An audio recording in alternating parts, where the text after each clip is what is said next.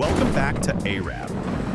So after a full-on nationwide manhunt, dozens of wrong people being detained, and even a $100,000 reward being dangled out there like some GTA side mission, the guy who allegedly shot Charlie Kirk has confessed. And in the most Gen Z way possible, he was literally turned in by his own dad. Imagine that. You pull off what the media is calling the biggest political shooting of the decade, and the guy who sells you out is your father. Tragic family arc speedrun complete. Now, obviously, the internet has gone feral with this story, because whenever something huge happens, you can rely on social media to instantly pivot from serious breaking news to conspiracy threads and memes.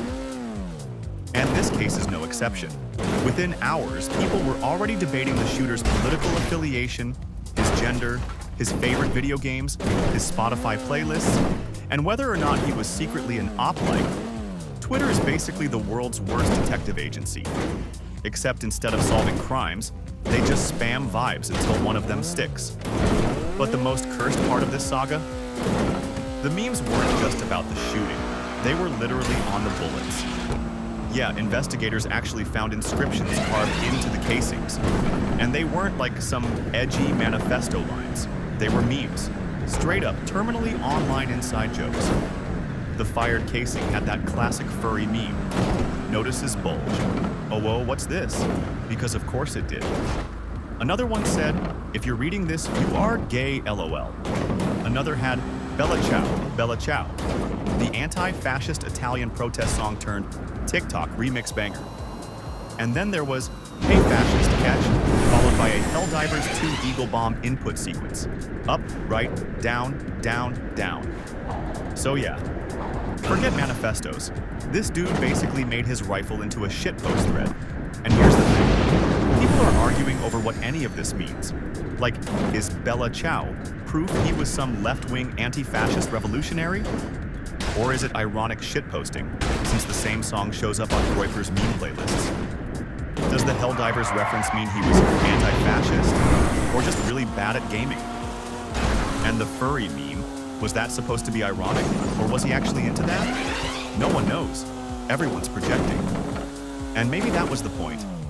Maybe he just wanted people to endlessly dissect the jokes, the same way people still argue about the Christchurch shooter putting the Navy SEAL copy pasta in his manifesto. It's like weaponized memes as breadcrumbs. Meanwhile, the internet has gone full amateur CSI mode, digging up every photo they can find of the guy. Screenshots from his mom's Facebook. Check old Halloween costume of him dressed as Trump, circulating everywhere. NRA cap in a family BBQ pic. Viral. Voter registration records. Being spammed in threads, with half the screenshots claiming he was a Republican and the other half claiming he was a Democrat. Nobody can confirm anything, but that doesn't stop the takes from flowing. And while all this is happening, the memes just keep mutating. There are graphic fan art depictions of the shooting, edits of the video itself being remixed into TikTok audios, and people spamming "notice his bulge," oh whoa, under every political tweet. Like, if the killer's goal was to leave behind a pile of cursed inside jokes for the internet to obsess over, mission accomplished. But that's also the uncomfortable part, because people want clean labels. They want to be able to say, he did it because of X ideology. But in the hyper-meme age, things don't fit neatly into boxes. Was this guy a leftist, a fascist, an edgelord, a furry, a shitposter, or just terminally online? Honestly, he could have been all of them at once. That's the nightmare cocktail of the internet. Ideology and irony mixed together until you can't tell where the joke ends and the belief begins. So yeah, in short, a 22-year-old confessed to shooting Charlie Kirk. His own dad turned him in, and the bullets literally had memes engraved on them. And now, social media is spiraling into endless conspiracy theories, ironic remixes, and political projection wars, trying to assign meaning to what might just be meaningless trolling, which, in itself, is exactly what makes it spread like wildfire. Anyway, what meme do you guys want me to give a lesson in next? Drop it in the comments. And remember, like and subscribe. Or the next bullet casing you find might just say, if you read this, you are gay.